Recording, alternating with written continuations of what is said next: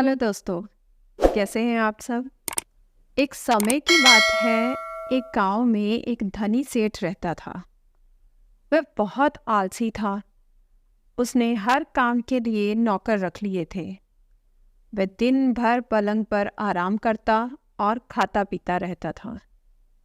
शारीरिक मेहनत ना होने की वजह से धीरे धीरे उसका मोटापा बढ़ने लगा, लेकिन उसने ध्यान नहीं दिया। मोटापे के साथ उसे कई बीमारियां हो गई, सेहत खराब रहने लगी। घर के नौकरों को भी मालूम था कि मालिक आलसी है, तो उन्होंने भी बेईमानी करना शुरू कर दी। अब उस धनी आदमी को स्वास्थ्य के साथ ही पैसों का भी नुकसान होने लगा। एक दिन उसका दोस्त मिलने के लिए घर आया।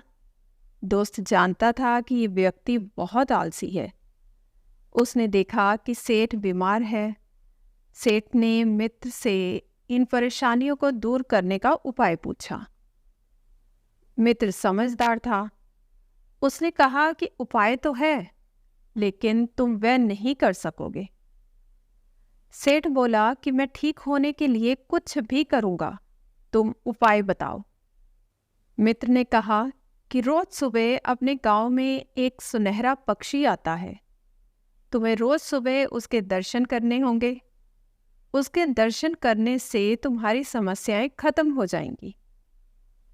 अगले दिन सुबह सेठ जल्दी उठा और घर से बाहर निकलकर सुनहरे पक्षी को खोजने लगा।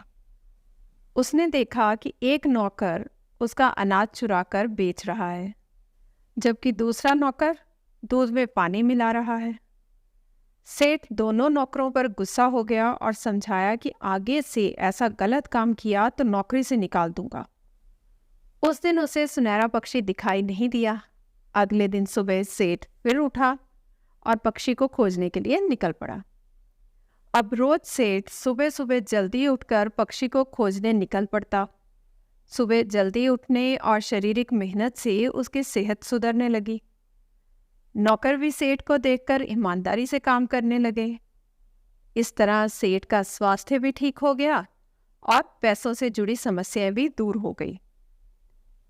एक दिन फिर सेठ का मित्र वापस मिलने के लिए आया तो सेठ ने कहा कि मित्र, तुमने तो कहा था कि सुनहरा पक्षी रोज गांव में आता है।